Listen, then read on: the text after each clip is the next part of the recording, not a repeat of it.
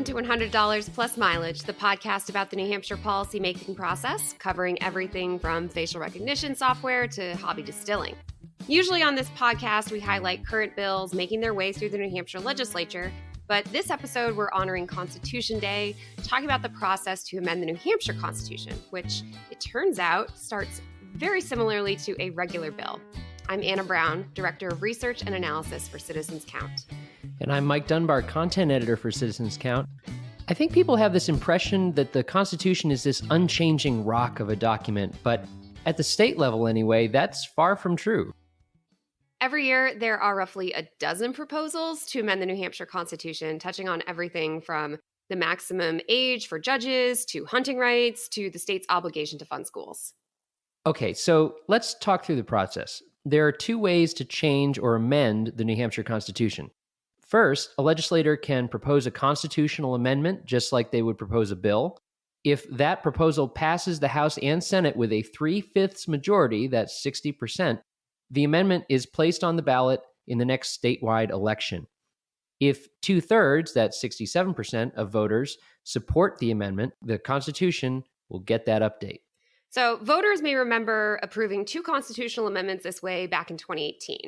Article 2B, which created a right of privacy, and a change to Article 8, which gave taxpayers standing to sue the government. Worth noting here that the New Hampshire Constitution is unlike the federal Constitution in that it spells out that right to privacy. Federal courts wrestle with the concept of privacy a lot since the exact word privacy doesn't appear in the U.S. Constitution.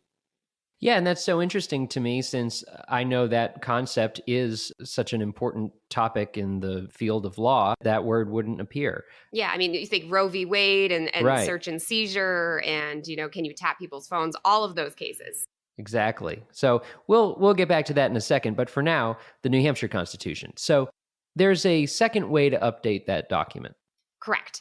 The House and Senate can also vote to propose a constitutional convention, which is basically just a meeting to draft and vote on many constitutional changes at once. So voters elect delegates to the convention, similar to the process for electing state representatives. And if 3/5 of those delegates at the convention approve a constitutional change, that amendment once again goes back to the voters. 2/3 of voters must support any amendment to alter the Constitution. So no matter what, 2/3 of regular Granite State voters have to support any amendment. Correct.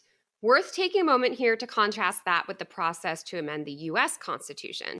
So U.S. representatives and senators can propose an amendment just like state legislators would for the Constitution in New Hampshire. And then if it passes the federal Congress by a 2/3 majority, the amendment then goes to the states.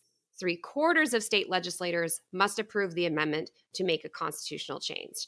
And then once again, we have that constitutional convention option. So if 2/3 of state legislatures petition the U.S. Congress, that can trigger one of those conventions. Once again, 3/4 of the states still have to approve any constitutional changes that come out of the convention.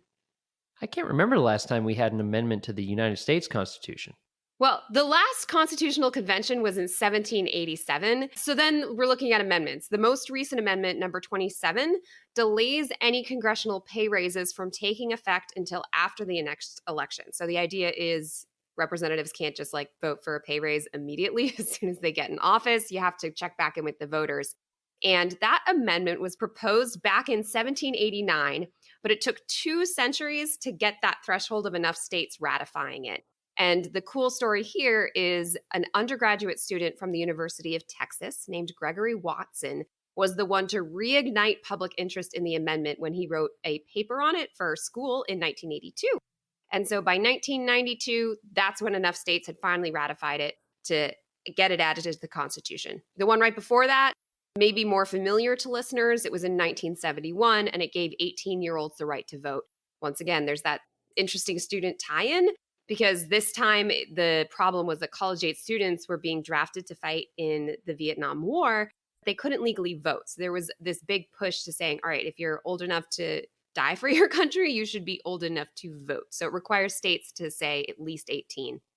So decades, right? Okay, 1992, 1971, decades between the amendments, decades since we've seen one, but it's not uncommon to hear debates about amending the Constitution again and again. So in recent years, you may be familiar with support for a constitutional amendment that would limit election-related spending. by corporations, NGOs, etc.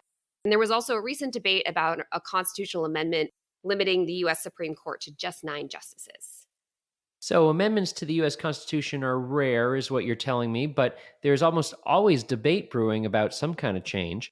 Meanwhile, in New Hampshire, there have been a lot more amendments over the years, most recently in 2018. Which way is better, frequent changes or not so much? Many people have the impression that the US and New Hampshire constitutions are these fixed, sacred documents only changed in extreme circumstances. And that is true to an extent. The whole point of a constitution is it sets out the principles, values, and rights that are the foundation of government. And it would be chaos if legislators had free reign to change rights or reorganize the government at will. But many founders did see constitutions as constantly evolving documents. So Thomas Jefferson, of course, famous founding father, once wrote, "Every constitution then and every law naturally expires at the end of 19 years. If it be enforced longer, it is an act of force and not right." Now, the drafters of New Hampshire's constitution were of a similar mindset. So the New Hampshire Constitution requires the Secretary of State to put a constitutional convention on the ballot every 10 years. So based on that schedule, the 2022 general election ballot will include the question, shall there be a convention to amend or revise the Constitution? Wow, so there's kind of an assumed 10-year expiration date.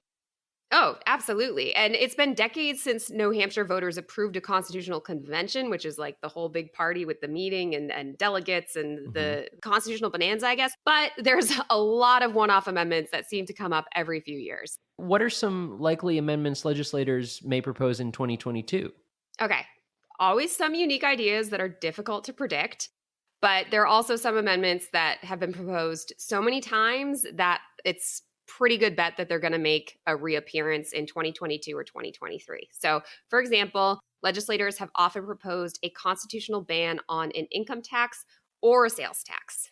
Right. So basically, the constitutional version of the tax pledge that candidates are presented with every election season, vowing to oppose any income or sales tax, is what you're saying. Yes. And the constitutional amendment has yet to gain that supermajority because opponents are a little concerned about tying futures legislators' hands when it comes to budgeting. Now, another proposal I've seen several times is establishing an independent redistricting commission. Yes. So under the New Hampshire Constitution, the legislature has the authority to redraw voting districts every 10 years rather than an independent commission. So there's extra attention on this right now because it is a redistricting year. The legislature got the census data from 2020, and they're going to be redrawing those districts in 2022. Right. And ideally, an independent commission would prevent districts from being drawn to favor one party or another. Absolutely. But opponents argue legislators can be trusted to reflect the will of the people when it comes to redistricting, since they were elected. It's one of the biggest state representative bodies in the English-speaking world. Now, speaking of New Hampshire legislators, there's a recurring proposal to change how much money legislators are paid. Currently, $100 plus mileage each year. And remember, check out our bonus episode about our podcast name to get into the pros and cons of New Hampshire's basically volunteer legislature. So another amendment that keeps coming up is kind of a throwback to something we talked about earlier in the episode, the voting age. So New Hampshire, it's age 18, just like, that Constitution lays out. But there's proposals to say, all right, if you're 17, but you're going to be 18 by the time of the general election, maybe you should be allowed to vote in the primary. That would boost civic engagement, but some lawmakers think 17-year-olds aren't mature enough to vote in primaries. If I had to place a bet, I would say that at least one of these ideas will be proposed again as a constitutional amendment in 2022. And I also think, given current events, there will probably be at least one constitutional amendment proposed related to medical decisions, whether it's focused on abortions or vaccination, because those are huge topics in New Hampshire and nationally right now. If you want to see all proposed constitutional amendments next year, check out the Citizens Count website. We track and summarize every bill that makes its way through the New Hampshire legislature, including constitutional amendments. So you can visit citizenscount.org/bills to browse legislation. Every proposed constitutional amendment is numbered with the prefix CACR, which stands for Constitutional Amendment Concurrent Resolution. All right, at this point in the podcast, we usually do our Only in New Hampshire segment about a fun New Hampshire fact, and I want to stick with the Constitution Day theme and do a few fun facts about New Hampshire's Bill of Rights. First of all, our state Bill of Rights actually has a right of revolution. It states whenever the ends of government are perverted and public liberty manifestly endangered and all other means of redress are ineffectual, the people may and of right ought to reform the old or establish a new government. The doctrine of non-resistance against arbitrary power and oppression is absurd, slavish, and destructive of the good and happiness of mankind. New Hampshire's Constitution does not mess around. It's very hardcore. So in 2020, a small group of legislators invoked this right to protest Governor Sununu's handling of the coronavirus, but nothing really came of that. There's only a few other states that have this right of revolution, and it's pretty much untested. So my second fun fact, New Hampshire didn't add the right to bear arms to the state constitution until the 1980s, which might be later than you might think. Obviously, the Second Amendment has been in the U.S. Constitution way longer than that, but that's a debate for another day. And then my last fun fact about the New Hampshire Constitution is that right to privacy we mentioned earlier. According to the National Conference of State Legislatures, New Hampshire is one of just 11 states that spell out that right to privacy in their constitution.